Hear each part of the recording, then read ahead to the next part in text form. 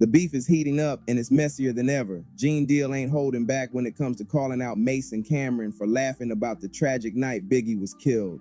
What started as jokes on a podcast turned into a fiery war of words with old wounds getting ripped wide open. Could it be that Mase knows more than he's letting on? Or is Gene just tired of being laughed at and dragged into the spotlight? Let's break down this wild back and forth and see why fans are glued to every word. Speaking on something that he was never there. He's sitting around laughing, talking about security. Don't laugh and joke when you didn't do what you were supposed to do for your label mate, for a person that you said you respected, a person that you did music with. You didn't tell Big, they want to kill you, man. These niggas want to kill you out here. I just want to go home. I just want to be home. What do you do if you're security crying behind the car? Damn. There's no way that Mace or Cam got a right to disrespect the bad boy security because Mace wasn't even there. If y'all let me do that to Big, I don't stand a chance. And he know I came and got him. It was just me. Gene Deal lost his cool after catching Mase and Cam'ron cracking up about the security on the night Biggie was murdered. The two were laughing hard on their podcast, making slick comments that painted Gene in a bad light. Further, it was disrespect on the highest level. That night was a tragedy, and he wasn't about to let anyone clown around like it was comedy material. Gene fired back immediately, letting them know that some things ain't for laughs. His message was clear. When it comes to Biggie's death, the truth is deadly serious. They need to stop playing, bro. This is real life. But this internet will have the fake niggas looking real and the real niggas looking fake. Speaking of Mace, played a big part in the whole situation. Prior to the Peterson Museum, Mace and Stevie J went to a celebrity basketball game.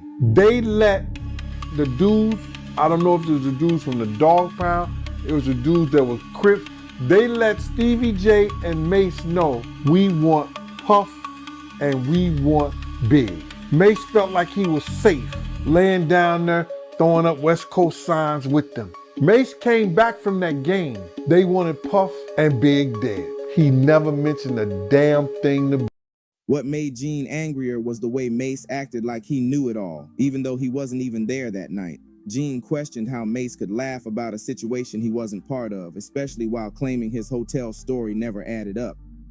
For years, Mace has said he was stuck in a hotel room when everything went down, but Gene doesn't buy it. He thinks Mace is hiding details and dodging responsibility. By questioning Mace's version, Gene made the beef deeper, turning it from jokes into full-blown accusations that challenge what really happened that night in history. I want to just go home. Oh, and shit. be this blanket. You're like, what? But he there for security. Never gonna be in this position. I just want to go home and I need just want to be under my blanket. Crazy. Oh, we gotta get out of here. God, you get me out of here. I'm never fooling with these niggas. The tension exploded when Mace called into Gene Deal's show and the two went head-to-head on air. Mace grilled Gene about why he didn't shoot back when Biggie was attacked, pushing him hard in front of listeners. But Gene clapped back even harder, flipping the question, why wasn't Mace at the party in the first place? That jab cut deep, hinting that maybe Mace already knew something was about to happen. The call wasn't just heated, it was explosive.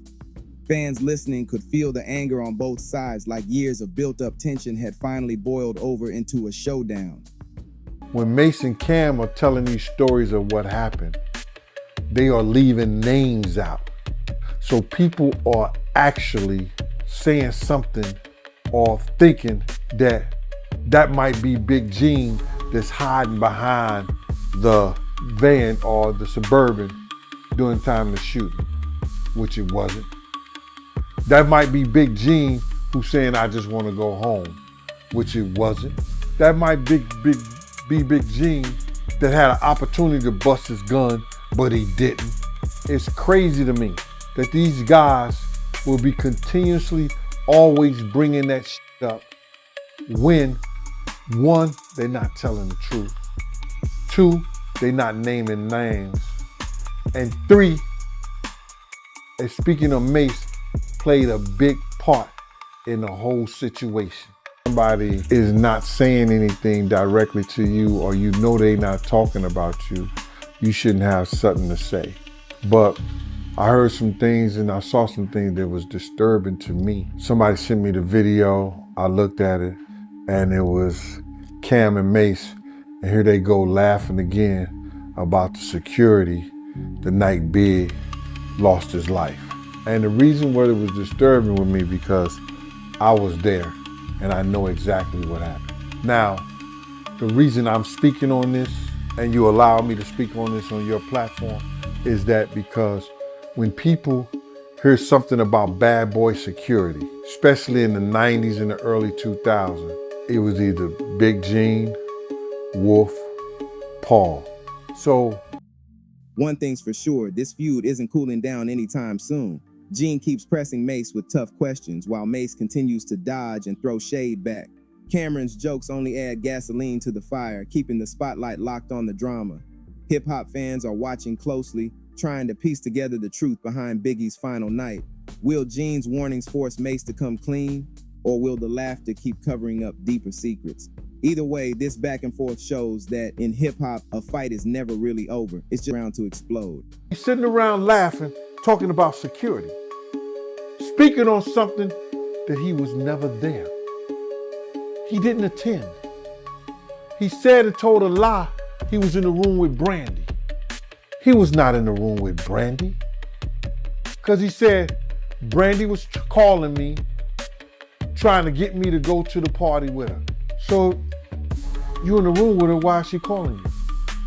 She may have came to the room, or y'all might have got together after Big got killed, and y'all heard some stuff like that. But during that time to the party, she wasn't in the party with you. She wasn't in the room with you, Mace. And you know that. Now, I'm upset because they know what Lil C said. And they speaking about what Lil C said, but don't know they self. I know, but you keep saying stuff like me and Diddy, like, you know I'm a real man. Like, why you got looking at me funny about what you saying, bro? How I got somebody, hold up. How do I have somebody looking at you funny, Mace? I mean, just straight up, because you know, like, you saying funny stuff about religion and all that, like me and him praying, like, yo, you know, I don't even play like that, bro. Bro, let me tell you something. Like, did I say you and him was praying together?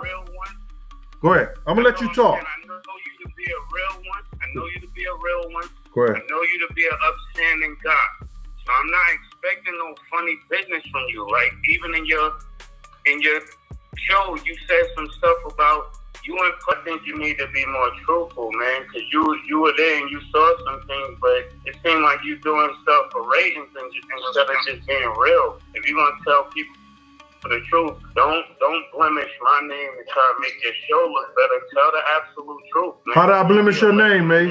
Buck was taking a picture with his dude shot Big before he even got killed, but you never really addressed that. So if you're gonna start addressing stuff, bro, address the real stuff, man. Don't be playing around, because this is not a game. This is people's life, and I'm the only one really willing to say something or to do something about it. I ain't hiding behind no YouTube and all of that. So you saying, Mace? Hold up. You saying that you know who I am. You know you. Go ahead. I'm saying in your video, it's in your video where you said you took a picture with a nigga who shot Big. That's crazy. Bruh. You said took a picture with him. Bruh. You're not listening. Bruh, listen here. Mace, when you talk, I don't say a thing. When I talk, I want the same respect. Now, what I told you was, and what you didn't hear, was they showed me a picture of me, Puff, and the nigga who killed, that Lil C said killed Big. The FBI said they saw the picture too. When they showed me the picture, they had the face blurred out. I didn't say I took a picture. I said the FBI. Yo, bro. I said the LAPD showed me a picture. Answer. Go ahead. Let me answer the question. You guys went to security.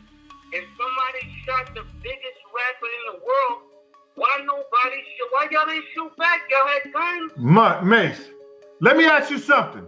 I'm gonna get to that. Mace, Mace, one question. When you was riding around Cali with Stevie J, didn't I pull you to the side and say, what the fuck is you doing in a drop top Benz riding around with Stevie J around Cali? Did I say that to you? Mace, did I say that to you, Mace? That's some sucker. Supporters are split on this beef. Some believe Mase and Cam'ron were just clowning around with no real aim at Gene, claiming he overreacted. Others side with Gene, saying his anger makes sense because that night was no joke.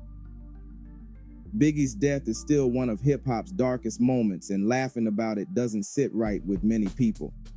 Whether intentional or not, the podcast pushed Gene into defense mode, and he wasn't holding back.